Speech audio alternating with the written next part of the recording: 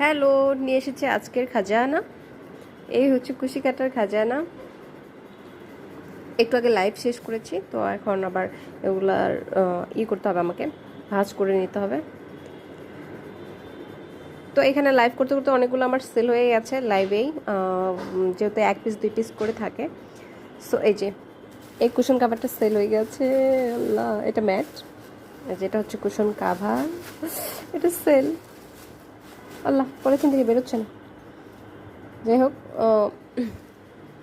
দেখেন 1 ঘন্টার একটা লাইভ করে এই একটা কুশন কাভার আর এই একটা হচ্ছে ম্যাট, এই দুইটা সেল হয়েছে মাত্র 1 ঘন্টার লাইভে।